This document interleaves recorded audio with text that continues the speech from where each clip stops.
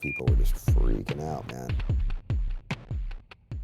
Can you say then, well, it's been 2 years now since Blackening. Can you say now, in retrospect, what did influence maybe that album you were saying, Coldplay, Through the Ashes of Empire, 6 years ago? Maybe you can look back on it now, the Blackening, and say, well, if I look back on it, then that's maybe what did it for me back then?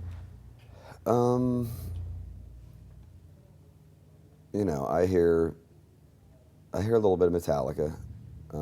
I hear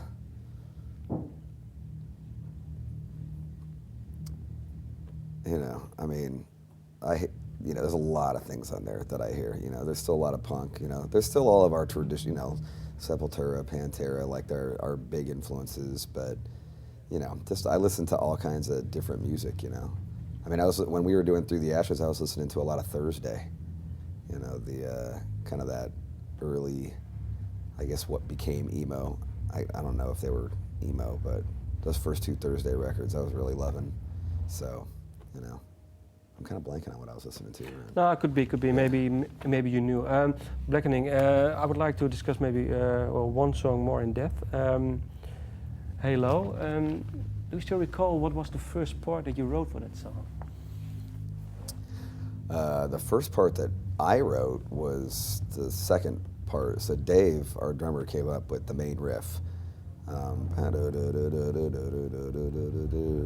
added the harmonic, but he had it. You know, he came up with the main riff and the drum beat, and so you know, I think up to that point we had been really writing like all these technical songs and very riffy and you know millions of notes and then you know he came in and he was just like, I want to really write like, you know, I just want to write like a really simple kind of 10-ton hammer style riff. And so he came up with that and we were like, that's killer. The next part was, I think Adam came up with a variation on the bass line, and then that inspired me to write the high part, the guitar melody of the chorus. And then I changed the bass line because I wanted something a little more melodic. But then I kept the guitar line over it. And then for a long time, it didn't really go anywhere, you know, like... How come? I don't know, you know, it's like one of those things where like a song just doesn't go anywhere for some reason. And it definitely wasn't going anywhere. Like the lyrics that I had for it were really, you know, like on the special edition, I put we put the original demo version. It was called like I Want Your Soul, or it was horrible, you know, like it was just this dumbest chorus ever. And so for a long time, it wasn't going anywhere. And then just slowly over time, like, you know, I again changed the chorus, the chorus melody, you know, the bass line, changed the key. And then just over time, we added the lead, you know, the really long lead, and then the harmony section. And but why did you decide to keep working on that song, even it? Because there was good parts. You know, like it seemed like the parts that we did have that were working were strong enough to keep working on and try and make it into something. You know, but that song probably from start to finish took about 6 months.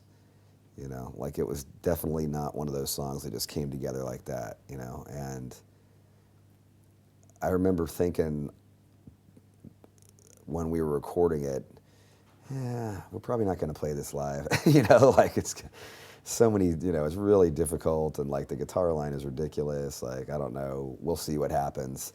But we were all thinking that. We were all thinking, yeah, we're probably not going to, you know, we'll see what happens. There was other songs that we thought would be whatever. And then it came out, and that song ended up being like, you know, the song that everybody freaked on, you know. And we freaked on it. We thought it was great. We were just, you know, I think we were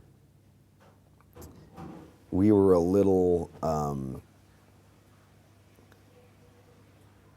you know, playing the 10-minute songs.